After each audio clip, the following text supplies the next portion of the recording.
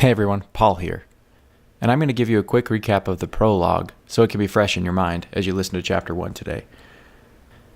In the prologue, we were introduced to the character Mitchello, who lives on Piccadilly Street number 6 in the city of Brass. And he lives alone in his apartment, but when he woke up that morning, he found a girl there. This girl's name was Jenny Timbers, and she had recently run away from Lantec, a neighboring city to the west. And Lantec specializes in steel, City of Brass specializes in copper, and they don't get along very well. We got to meet the two lords of those two realms. The City of Brass's lord's name is Lord Blake Williams, who is actually Mitchello's father, and Lantec's lord is Lord Carlos de Sanders, who seems to be a pretty cruel man. He's imposed taxes on the City of Brass for a while. You can tell there's some contention when the two lords meet in the middle of the night. Guns are drawn, threats are made, and eventually Carlos de Sanders lets everyone know his reason for being there. He has had something stolen from him. He claims it's a treasure, and he claims that it made it here last night. He's giving the City of Brass 3 days, and by dawn of the 4th day, he's going to attack if he doesn't have his treasure. So stakes are pretty high. So that's where we left off. And now I'm going to give you Chapter 1 of Quadgun. Chapter 1. Mitchello. There was a connection here. There had to be. Mitchello turned to look at Jenny. Her face dipped slightly, but her eyes kept contact with his. They both knew that her coming here and the threat to his town were directly related. What he didn't know were the details. You got something to say to me, Mitchello? Are you the treasure? Excuse me? Are you the treasure? She laughed so honestly that he literally stepped back in surprise. You have to be, he said. He remembered his father, warmer in truth than he was now. They sat across from each other at a corner table in the Five Crows, a mug of brown ale in his father's hands, and spiced cider for Mitchello, who was 10 or 11. We fought in the same war, but I only knew him by reputation. His forces moved against the king of the Antles, securing Tanner's Whistle Stop and stopping the Antles from advancing westward into the Sustan lands. They say he was ruthless and merciless, that he wouldn't hesitate to kill, and that's a dangerous trait to have. Since then, we both have secured lordships from King Mathis, but the king leaves the squabbles of his lords to themselves, and Carlos de Sanders turned his eyes on us. I could have stood up to him. I could have warred with him, but I knew there would be too many dead. I allowed a tax to be put on our lands, and they keep us from his wrath and give him just enough power to quell his desire. If there's anything I've learned about Lord de Sanders, it's that he craves power and women. He craves power and women, Mitchello said, watching Jenny closely. Well, that's true, she responded. Regardless, I am not the treasure he seeks, I promise. And if you can't take my word for it, perhaps this is proof enough. To his astonishment, Jenny stood and turned away from him. She brought her hands behind her back and unzipped the back of her dress. Her shoulders were exposed, and Mitchello saw bright red scars streaking across her back. Some were faded, and others seemed recently inflicted. Do you still think I'm his treasure? He did this. He was stunned silent. How despicable. Violence was common enough, but this was something completely different. This was someone's pain for another's pleasure, and there was no honor in that. But de Sanders was right in this. What a man owns, and it wouldn't be right to help Jenny run. There is honor in resisting your oppressors, Jenny. Whether or not you are the treasure, it seems trouble is coming. I'm sure we'll be able to protect you, but you have to stay. He could already tell she disagreed. I'm not staying, she said. If I'm caught, that's it. But you have to stay. He's done you wrong, and now you have a city to back you up. That is if my father decides to stand up to de Sanders. That's my problem. Everything depends on your father's decision. What if he decides to hand me over to DeSanders? She asked. It was foolish to think his father would do anything different. Look, she continued, it's not that I don't want to help you. There are just serious consequences for runaways from Landtech. If I'm given back, he will kill me. He's all about loyalty, and someone who abuses that loyalty, well, they pay the blood price. That's how he is. I have to bring you to my father, he said, and watched the blood drain from her face. What happens to me if your father learns I housed you and helped you escape? DeSanders is all about loyalty? Well, above all, my father values honor, and by letting you go, I violate that honor. An act like that will see me dead as much as you. But you're the heir to the city of brass, she said. Just say you were weak in your moment of decision, and all is forgotten. I am not weak. Mitchello let the words sink in and sent his anger into every syllable. And my father knows it. You don't know him. These last few months have hardened him to the point that honor is the only thing he has left. You crawled into the wrong apartment last night. I can't let you go. So, you're choosing yourself over me. Her voice stabbed at his open soul. I get it. What was I thinking, putting my life into the hands of the city of brass? It's not like that, Mitchello said. There are rules. Rules established long before the Rigid Coast was even discovered. 1,000 years ago, Gerald Highmore wrote the Code of Honor, and my father lives and dies by that book. He says it's the only thing keeping him from going insane from all the death and destruction in his life, from losing my mother. Jenny sat silently, weighing her options. What else could she do? I will not go back to Landtech, and there's no way to stop me. In a flash, she drew a gun and pointed it at his face. The end gaped at him 6 inches from his nose. There were 2 barrels stacked one atop another, and though his vision went cross-eyed as he stared at them, he could tell they were embossed with gold. Pulling a gun on another person in Skyworld was a common enough occurrence that Mitchello stood his ground. Though he raised his hands and lowered his chin out of politeness, he knew she wouldn't fire. This was nothing to kill a man over. Sure, she was a cornered cat, but her options had not been exhausted yet. There was a chance his father would pardon her or send her onward, and until she had no other options, she wouldn't kill. She backed up first, keeping her eyes on him, and stumbled at the hem of her dress. She lost footing and fell backwards towards the kitchen table. She let out a scream and flailed.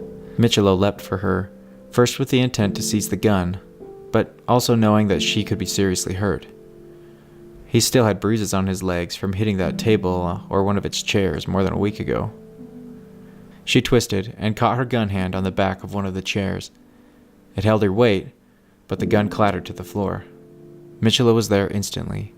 She had caught herself, but she was still likely to fall if she shifted her weight to get back upright. He grabbed her elbow and reached around the small of her back to lift her up. Once she was on her feet again, Mitchello noticed just how close they had become. Her bangs stretched from her scalp and touched his cheek like a tiny minnow tickling his face, as they often do. His hand wrapped around her back and held them together, and her breath moved the collar of his sweater. She straightened, cursed the dress she wore, and bent to retrieve the gun. Mitchello, subdued, stood back and watched. Instead of the short scatter shot, Jenny picked up a single-barreled revolver from the ground. Mitchello could have sworn there were 2 barrels on that gun, and that somehow the gun had lost one. That's not it, he thought. I must have not realized she had that gun pulled on me. I must have imagined the second barrel. But was she holding it with 2 hands? She stole a glance at him, her face red. She felt foolish for tripping over her skirt, he knew. A lady like that shouldn't make sudden moves in a wide dress like the one she was wearing. She put the gun away so deftly that even though he watched her hands, they seemed to magically make the gun disappear. That was rash, she said, and he couldn't tell if she meant pulling the gun on him was foolish, or if it was how she backed up so quickly. She moved to the front room, not threatening him anymore, but resolved to get out of his apartment. "Mitchello, I'm leaving.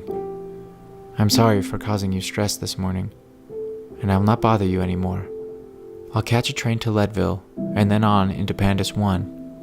If I leave town, perhaps Lord Williams and Lord Descenders can make amends, as neither you nor your father had anything to do with me leaving. If you don't say a word about this, hopefully your father can retain his honor and govern in peace." She still didn't get it. He wouldn't lie to his father. In a matter of hours, he will have put out a warning to the entire city of Brass that there is something odd here that needs to be returned to Lantec. How could he convince her to stay at least until his father had a chance to talk to her? He didn't know, but it was worth a shot to try again. "So you are the treasurer after all," he began. "You lied to me from the beginning." "No, I didn't lie per se," she said. "You just asked the wrong questions. I'm nothing to Carlos Descenders. I'm only an object to be used and abused. I hate the man, and for that I took something of his and ran. It's the object he seeks, not me. He was right to track it here. Perhaps he knows I'm the one who took it, but the only chance I have is to run. If I stay, I condemn your city to destruction. If I leave, I have a chance to cripple everything he's worked towards these last few years. And if I return to Lantec, I die. And Carlos gets what he wants. He won't hesitate to kill me for treason. He's done that before." There was his solution, at least a temporary one. There was a way to keep his honor with his father and get Jenny away safely.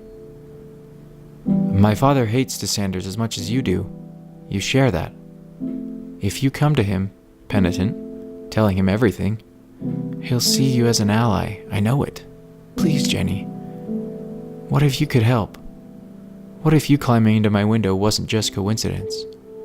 I know, of all people, that Blake Williams is cold and stubborn, but he used to not be like that. Maybe if you show him you're willing to defy your lord for the wrongs he has done, my father will understand." Her hands were unfastening the slide bolt and moving on to the granny lock. She paused and sighed. "I can't take that chance, Mitchello.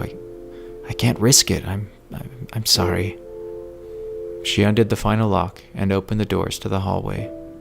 Before sweeping her gown out the door, Mitchello said the only thing he could. "So you are choosing yourself over me." It was an echo of what she had told him moments before, and those words had hurt. Perhaps they would damage her as much.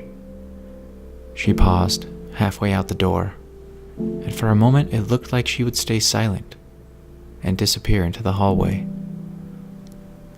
"It's not like that. Blast it all, Mitchello. How can you be sure I'm not going to lose my head for this? How can you think that your father isn't going to banish me back to Lantec as soon as he looks at me?" "I don't. But if there's any chance we can soften Descenders' blow to the city, we need to take it." "If I agree to go, you must promise me something in return. Promise me that if things go wrong, if I'm ordered to return to Lantec, you will help me escape. If your father wants the treasure, he can have it. All I want is my life." Mitchello thought about her, about how whether directly or indirectly Lord Descenders had whipped her, abused her. Try as he might, he couldn't compare that to anything that had ever happened to him. His father wouldn't like it, but if this was the only way to get Jenny to the Copper Castle, he'd have to agree. "I promise," he said. "You don't deserve what's happened to you. You deserve much more." Jenny took a shuddering breath and stepped back into the apartment. "I have your word? You will go against your father's wishes if he wants to send me back?" "You have my word." Mitchello prayed it wouldn't come to that. If anything, he could find a way to help Jenny without disgracing his father. She nodded. "Shall we get going then? I'm sure Lord Williams is already trying to find the treasure." "In a minute," Mitchello said. "But first, we need to get you changed. You'll stick out like a sore thumb if you wear that dress in public, and everyone will know you are the cause of the disturbance. We may not even make it to the Copper Castle. I have some extra clothes in the closet, find what you need, especially warm clothes, and then we'll leave. Jenny looked at him skeptically. I have things. I need a bag. There's 2 or 3 in there, he replied. Take your pick. I should tell you though, since the war between Pandas 1 and Pandas 2, all I have is cotton and leather. Silk has been so rare around here. That shouldn't have surprised her. The way the world traveled, Pandas 2 had no connection to the rigid coast without having to send its silks through just about every other land. If there was no war between the Pandai, silks could be relatively cheap to ship there. And the same was true with coal from the mines of black gold, which was even further down the rail line than Pandas 2. The only fast way to get silk or coal into his lands was by airship. Skyrats would take on cargo runs back and forth over the tumult edge, risking their lives above the writhing sea of clouds. They would fly to and from the rigid coast and deliver the goods, but their price dwarfed ordering it from the train and waiting weeks for it to arrive. Because the war had lasted for 5 long years, King Mathis approved the construction of another sky bridge, this one between Pandas 2 and the rigid coast, the longest one ever made, and the only one that spanned the tumult edge. That would greatly lessen the price of silk. Mitchello hadn't seen the construction, though, because the embark point was closer to Leadville than to the city of Brass, but the date of completion was just a week away. Fine, Jenny said. I'll welcome the warmer clothes, no doubt. And I could use a little time to change my look. He nodded and showed her to the closet. Then he ushered himself out of the bedroom and waited for her to change. The wait seemed longer than necessary, and he wondered if Jenny had decided it would be better to climb out the window and scale the 3 stories down to the street without telling him. That made him nervous, so he crept to the door and put his ear to it. Right then Jenny flung the door open, and Mitchello toppled to the ground. What's this? She asked, observing his strange behavior. It's nothing, he stammered. I just wanted to make sure you didn't climb out the window. He looked up and saw her shoes. They were his dark brown work boots, thick and leathery. They were worn in the sides where the leather creased as he walked, and the gray laces, which were once white, crisscrossed between rows of brass buttons riveted into the leather. Further up, she wore a pair of tan jeans that had grown too small for him over the last year and were still in decent condition. Just above the knees, she had fastened small leather belts with pockets sewn into them and bright brass pins holding them closed. Then there was her belt. It was 3 inches thick and seemed to encase her entire stomach. 2 holsters dropped to her sides, but only one was in use. Her steel and gold pistol rested peacefully at her hip. Still higher, she wore a white button-down shirt that tailed out around her, and a blue leather coat that was 3 sizes too big. Hey, I was going to wear that jacket. It looks better on me, she said, wrapping a bandana around her ears and tucking her hair into it. She topped it off with a flat cap, slanted slightly to the right. Mitchello couldn't believe it. Standing before him was not the same woman. Her hands were dirty, and she had a grease smudge across her cheek as if she'd been working all day in the mech hall. Do I pass for one of your people now? He nodded. Good. Let's get going then. Once you're dressed, of course. She lifted a red shoulder bag and strode into the living room like she owned the place. Seeing his armchair, she sank into it and began picking at the frayed ends of a tear in the fabric. Mitchello picked himself up and closed the bedroom door behind him. His clothes were still neatly folded and hung in the closet, and he grabbed a replacement sweater, 2 pairs of socks, a holey undershirt, and a pair of pants like the ones Jenny had chosen, except in his size. Then he strapped on a second pair of boots, these ones geared more towards winter weather, tugged at a belt and holster for his Fabry pistol, and set his sun hat to rest easily across his ears.